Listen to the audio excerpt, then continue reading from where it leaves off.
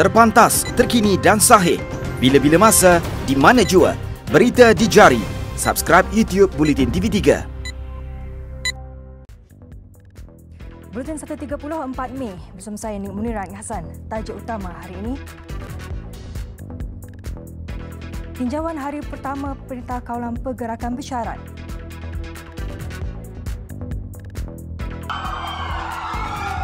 $316 balai bomba seluruh negara bunyikan siren serentak selama 30 saat.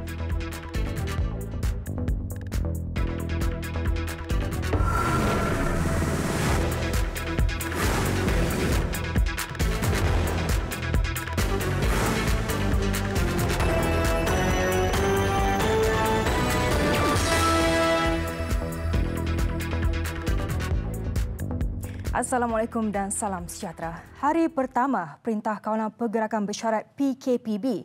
Aliran trafik sejak awal pagi tadi didapati meningkat dengan orang ramai mula keluar dan kembali bekerja. Pemantauan kru kami turut mendapati tiada sekatan jalan raya selain premis di Ibu Negara kini mula sibuk dengan kehadiran warga kota. Untuk perkembangan terkini, kita terus berlintas langsung dengan Ridwan Hussein yang membuat tinjauan di sekitar Kuala Lumpur. Teruskan dengan laporan anda, Ridwan.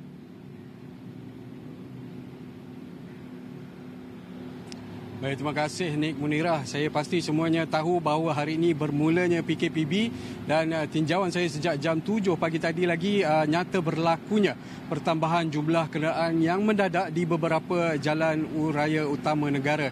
Dan ini pastinya kerana kebanyakan daripada warga kota kini telah pun dibenarkan untuk kembali ke tempat kerja masing-masing. Dan pastinya laluan yang menjadi tumpuan utama pengguna jalan raya pagi tadi termasuklah lebuh raya Persekutuan yang melibatkan laluan Kuala Lumpur Klang yang mana kenderaan saya kira bertali arus dari kedua-dua arah. Dan tinjauan saya turut mendapati sekatan jalan raya SJR di lokasi-lokasi utama di Ibu Negara telah pun dikurangkan sejak tengah malam tadi. Dan sepanjang perjalanan saya dari Petaling Jaya ke Kuala Lumpur pagi tadi tiada sebarang SJR dilakukan oleh pihak berkuasa. Dan ini selaras dengan makluman Ketua Polis Negara apabila PDRM kini akan lebih menumpukan kepada pematuhan dan penguasaan penjarakan sosial antara rakyat ketika PKPB ini. Dan beberapa lokasi SJR turut telah diubah di lokasi-lokasi lain yang selama ini menjadi laluan kegiatan penyelundupan membawa masuk pendatang tanpa izin dan aktiviti penyelundupan haram yang lain.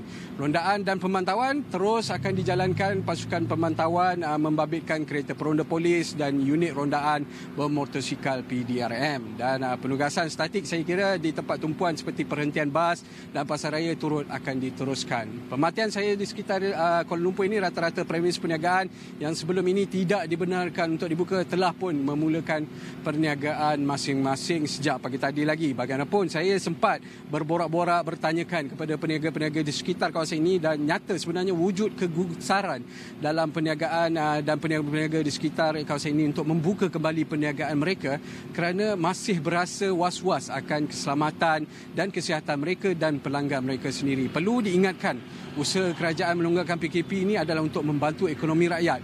Bagaimanapun ini tidaklah bermakna bahawa kerajaan mengabaikan soal kesihatan dan kebajikan rakyat kerana SOP dan garis panduan yang ketat sememangnya telah sedia ada untuk dipatuhi oleh semua pihak kerana kita sebenarnya memerlukan situasi menang-menang iaitu tidak hanya melandaikan keluk penularan pandemik COVID-19 namun juga keluk kemelesetan ekonomi negara. Saya kira sekian saja perkembangan yang boleh saya bawakan dari Jalan Tunku Abdul Rahman ini dan kita mungkin kembali bersama dengan Nik Munirah di isu pintas. Silakan. Terima kasih Ridwan langsung dari Kuala Lumpur. Sementara itu di Pulau Pinang, keadaan terkawal walaupun terdapat peningkatan bilangan kenderaan di atas jalan raya dan orang awam di tempat umum. Ia susulan keputusan kerajaan negeri yang menangguhkan pelaksanaan Perintah Kawalan Pergerakan Bersyarat PKPB sehingga Jumaat. Semalam, Ketua Menteri Chow Kon Yeow mengumumkan 4 hari di antara Isnin hingga Khamis akan dijadikan tempoh persediaan dan persiapan sebelum PKPB. Selari dengan itu, tinjauan di sekitar Bandaraya Georgetown mendapati keadaan lengang di kebanyakan kawasan, kecuali premis makanan yang dibuka dengan hanya konsep bungkus dibenarkan. Tempat rekreasi awam seperti Padang Kota Lama, Persiaran Geni dan Persiaran Kapal Sing juga lengang. Namun bilangan kenderaan di Terminal Feri Raja Tun Uda dilihat telah meningkat 2 kali ganda berbanding sebelum ini, menyebabkan pasukan keselamatan mengambil masa untuk memeriksa surat kebenaran pemandu. Sementara itu, di Pasar Awam Bayan Baru yang didakwa terlalu sesak sebelum ini juga dilihat berada dalam keadaan terkawal. Walaupun ramai yang keluar untuk membeli belah, kebanyakannya mematuhi peraturan yang ditetapkan termasuk pembelian secara bergilir, penjarakan sosial dan pembersihan. Sana ini kat market selesa lah. Kita nak jalan beli, nak apa, dia patok semua selesa lah. Masa kan kita nak beli kan. Tak ramai lah, tak sesak sangat kan. Suasana hari ini peraturan yang ditetap oleh kerajaan masih diikuti oleh orang ramai dan saya lihat bahawa keadaan di sini begitu selesa kerana apa? Kalangan para pengunjung di Pasar Bayan Baru ni mengikuti PKP. Sementara itu, aliran trafik di Jabatan Pulau Pinang dan jalan menuju ke jambatan dilaporkan sesak. Namun pihak berkuasa menjelaskan ia adalah keadaan biasa selepas beberapa industri dibenarkan beroperasi pada PKP Fasa 2 dan 3. Di Kelantan, Agensi Kawalan Sempadan AKSEM akan memberi lebih fokus kepada kawalan sempadan negara menjelang Perintah Kawalan Pergerakan Bersyarat PKPB yang dijangka bermula Khamis ini.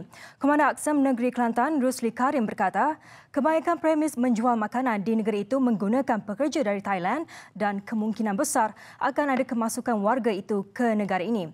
Sehubungan itu, AKSEM akan memberi tumpuan kepada kawasan sekitar Pengkalan Haram yang menjadi laluan utama warga asing memandangkan beberapa sektor utama termasuk kedai makan dibenarkan beroperasi. Katanya AKSEM tidak akan teragak-agak untuk menangkap warga asing sekiranya ditahan di sekatan jalan raya, seterusnya diserahkan kepada pihak berwajib. Kerjasama dengan beberapa agensi penguatkuasaan lain turut dibuat bagi mengekang penyelundupan manusia dan kemasukan barangan terlarang. 178 anggota AKSEM bertugas selama 24 jam di sekatan jalan raya atau rondaan membabitkan 3 daerah iaitu Tumpat, Rata Panjang dan Jeli.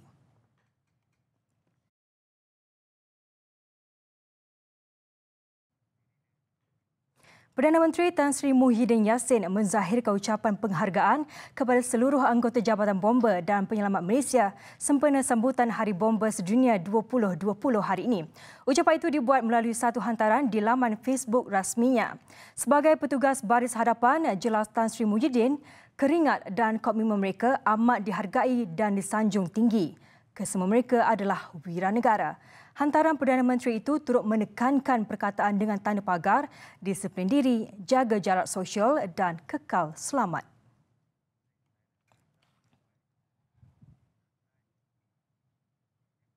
Sejumlah 316 balai bomba di seluruh negara membunyikan siren selama 30 saat serentak jam 12 tengah hari tadi sebagai simbolik sempena sambutan Hari Bomba Sedunia 2020. Ia diikuti dengan bertafakur bagi mengingati para anggotanya yang terkorban dan tercedera ketika bertugas.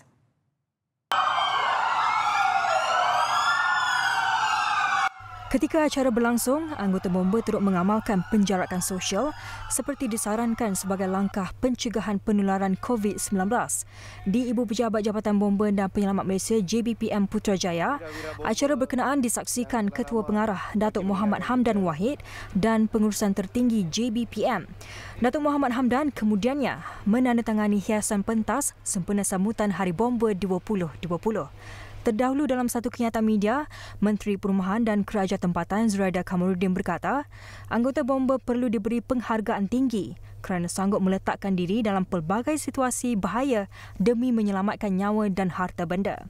Bahkan tugas mereka semakin mencabar dan dapat dilihat dalam berhadapan wabak COVID-19, anggota bomba antara wira terbabit mengetuai operasi pembasmian kuman dan mengekang penularan pandemik itu.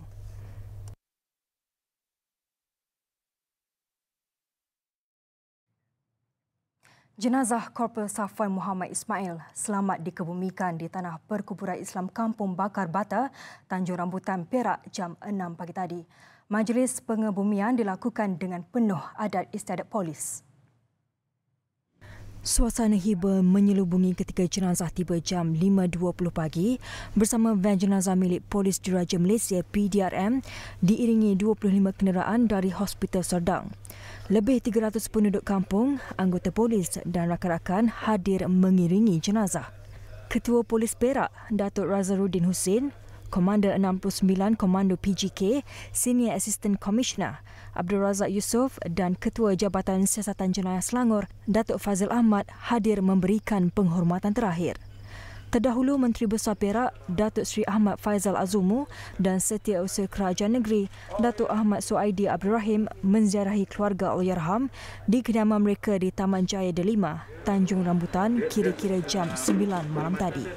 Yang pentingnya kita nak selesaikan dulu masalah urusan kebumian Allahyarham, dan juga selepas ni saya nak melihat bagaimana nak bantu ayahanda Allahyarham yang mengalami masalah jantung, yang kita akan buat selesaikan sebaik mungkin. Dan begitu juga kita akan tengoklah dari sehari-hari apa yang kita boleh bantu kepada adik-adik Allahyarham yang masih belajar di sekolah. Dalam kejadian kira-kira 2 pagi semalam, Allahyarham Safwan, 31 tahun, maut dirempuh sebuah kenderaan pacuan 4 roda yang dipandu seorang lelaki mabuk berhampiran Plaza Tol Kajang Selatan, Lebuh Raya Kajang, Seremban Lekas. Kerajaan akan melihat semula dasar tenaga buruh asing yang ketika ini mencecah 2.3 juta orang di seluruh negara. Ia berikutan pelbagai kesukaran yang dialami mereka semasa Perintah Kawalan Pergerakan PKP yang dilaksanakan bagi membendung penularan pandemik COVID-19. Menteri di Jabatan Perdana Menteri Ekonomi, Datuk Seri Mustafa Mohamad berkata, bilangan buruh asing mungkin akan dapat dikawal sekaligus membuka lebih peluang pekerjaan kepada rakyat tempatan. Meskipun begitu, kerajaan menyedari keperluan industri tertentu terhadap buruh asing bagi memenuhi tuntutan ekonomi. Sementara itu, Datuk Seri Mustafa berkata, pembukaan sektor ekonomi tertentu sepanjang Perintah Kawalan Pergerakan Bersyarat PKPB hari ini dapat mengelakkan ekonomi mengundur 4 tahun ke belakang. Jika tiada sebarang tindakan diambil, ekonomi negara akan sama seperti yang dicapai pada 2016 dan pendapatan per kapita turun kepada $9,000 Amerika berbanding $12,000 Amerika. Selain itu, katanya PKPB turut memberi ruang kepada rakyat untuk mendapat pekerjaan dan tidak bergantung kepada pakej prihatin sekaligus meningkatkan kuasa beli.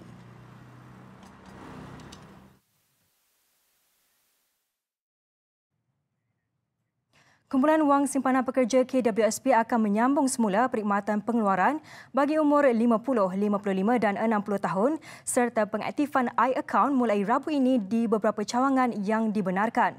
Ketua Pegawai Eksekutifnya, Ali Zakri Alias berkata, perkhidmatan hanya boleh dilakukan di cawangan yang terletak di negeri yang melaksanakan PKPB termasuk Selangor dan Negeri Sembilan. Cawangan di Pulau Pinang, Kedah, Kelantan, Pahang, Sabah dan Sarawak akan kekal tutup sehingga dimaklumkan kelak. Bagi memastikan kesihatan dan keselamatan ahli dan anggotanya di tahap tertinggi, beberapa syarat ketat dijalankan. Antaranya hanya perkhidmatan transaksi mudah dan cepat tanpa kontak fizikal disediakan, majikan tidak dibenarkan hadir di cawangan dan penjarakan sosial harus dipatuhi ketika hadir di cawangan. Ahli hanya boleh hadir di cawangan dengan membuat temu janji menerusi saluran janji temu online di laman sesawang KWSP bermula esok.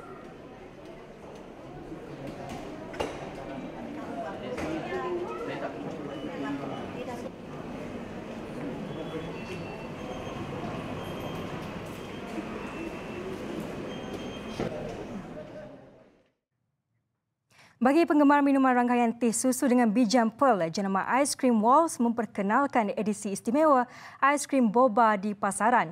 Keluaran terkini menggunakan tanda pagar Walls Bobalicious antara gaya terbaru diperkenalkan peminat boba untuk menikmati minuman kegemaran mereka dalam bentuk aiskrim.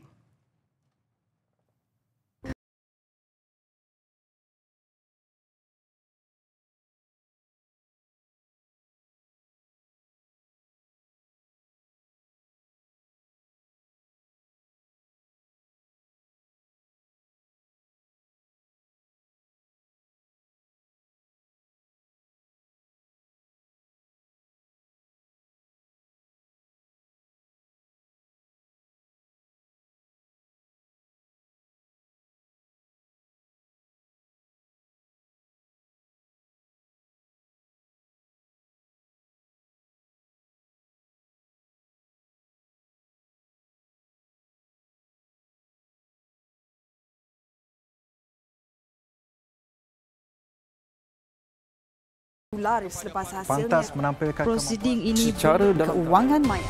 Berita di jari. Subscribe YouTube Bulletin TV3. Kita ke laporan luar negara. Singapura mengesahkan 657 kes baru COVID-19 dengan satu lagi kematian yang membabitkan warga emas menjadikan jumlah kematian 18 orang. Kementerian Kesihatan Republik itu memaklumkan wanita warga Singapura berusia 86 tahun itu meninggal dunia pada 3 Mei di Hospital Khoo Teck Puat. Dilabelkan sebagai kes ke-14,744, wanita itu yang disahkan dijangkiti COVID-19 pada 27 April mempunyai latar belakang penyakit diabetes, hipertensi dan hyperlipidemia. Sementara itu, Kementerian memaklumkan punca kematian kes ke-17,410, seorang lelaki warga Bangladesh berusia 47 tahun yang meninggal dunia pada 1 Mei adalah disebabkan penyakit jantung iskemik. Setakat semalam, 61 lagi kes jangkitan COVID-19 dibenarkan keluar hospital, 1,408 pulih sepenuhnya dan dibenarkan keluar dari hospital atau fasiliti pengasingan komuniti. Sementara itu, 1,630 kes yang masih dirawat di hospital dengan kebanyakannya stabil atau bertambah baik, manakala 22 lagi berada dalam keadaan kritikal di unit rawatan rapi. 15,149 kes dengan gejala ringan atau baik secara klinikal tetapi masih positif COVID-19 kekal diasingkan di fasiliti komuniti. Daripada 657 kes baru yang direkodkan pada Ahad, tiada kes diimport, 13 kes dalam fasiliti komuniti, 18 pemegang permit kerja yang tinggal di luar asrama, sementara 626 pemegang permit kerja yang tinggal di asrama. Bilangan kes global sudah melepasi 3.5 juta orang hari ini dengan jumlah korban terkini melebihi 248,000 orang. Jumlah itu menghampiri 1/4 kematian bagi keseluruhan jumlahnya biarpun jangkitan positif COVID-19 menunjukkan kadar perlahan sejak bulan lalu. Amerika Utara dan negara-negara Eropah dilaporkan menyumbang kepada peningkatan kes baru sejak beberapa hari yang lalu. Bagaimanapun, jumlah peningkatan lebih rendah berbanding di Amerika Latin, Afrika dan Rusia. Secara keseluruhan, terdapat kira-kira 84,004 kes baru dalam tempoh 24 jam lalu dan menjadikannya lebih 3.5 juta orang yang dijangkiti.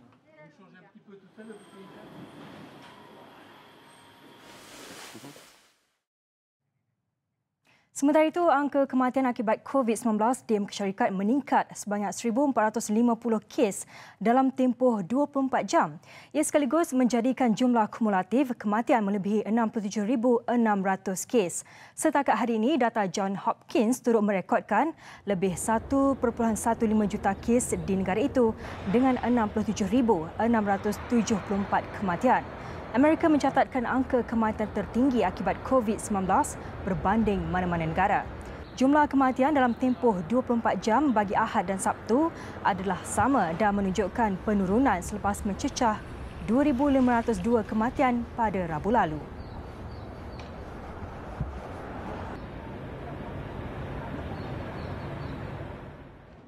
Besar impaknya. Laris selepas hasilnya. Pantas menampilkan prosiding ini secara dalam keuangan maya. Berita di jari. Subscribe YouTube Bulletin TV3. Sukan, Persatuan Bola Sepak Melaka Musa mendapat lanjutan tempoh pembayaran tunggakan gaji sehingga tarikh yang akan diumumkan kelab. Ia diputuskan Persatuan Bola Sepak Malaysia memandangkan kesukaran Musa dalam situasi Perintah Kawalan Pergerakan ketika ini. Kelonggaran terbabit yang diputuskan selepas mesyuarat pelesenan kelab FIB berdasarkan situasi semasa akibat penularan COVID-19 yang sudah pasti menyukarkan Musa menjelaskan hutang mereka. Dan keputusan ini sudah pasti memberi kelegaan kepada pasukan berkenaan yang sebelum ini dikenakan pemotongan 3 mata akibat kegagalan menjelaskan hutang tunggakan gaji 2019. Menurut Setiausaha Agung FAM Stuart Ramalingam, Musa sepatutnya perlu menyelesaikan tunggakan itu sebelum 30 April lalu. Namun pihaknya memahami masalah yang dialami persatuan itu. Melaka sudah dipotong 3 mata kerana gagal menyelesaikan baki ansuran tunggakan mengikut jadual yang telah ditetapkan. Keputusan pemotongan mata itu diputuskan FIB yang dipengerusikan Syekh Muhammad Nasir, Syekh Muhammad Sharif menerusi mesyuarat dalam talian bersama ahli jawatan kuasa yang lain. Sempena bulan Ramadan ini, bintang kelab bola sepak Arsenal Mesut Ozil menermakan £80,000 atau RM430,000 bagi membantu umat Islam yang terkesan kerana pandemik COVID-19. Antara yang menerima sumbangan itu ialah keluarga di sekitar Turki dan Syria. Menurut agensi kebajikan Turkish Red Crescent, mereka akan mengadakan jamuan berbuka puasa bagi keluarga sekitar Turki dan Syria dengan 2,000 paket makanan akan didermakan. Selain itu, umat Islam di Mogadishu, Somalia juga akan menerima sumbangan dari Ozil. Wakil Turkish Red Crescent, Kerem King berkata, lebih banyak sumbangan dan bantuan dapat disalurkan kepada golongan berkenaan dan mereka berterima kasih kepada Ozil yang memudahkan urusan pengedaran paket makanan untuk mereka yang memerlukan. Teruskan bersama TV3 untuk perincian berita terkini dan pelbagai rancangan menarik sepanjang hari. Dan sekiranya anda mempunyai sebarang aduan yang ingin disuarakan di sepanjang tempoh PKP, email kami ke news@tv3.com.my. Suasana Ramadan di Pakistan sewaktu tempoh berkurung yang dilonggarkan menutup tirai Buletin 1.30. Dengan itu, salam hormat dan Assalamualaikum.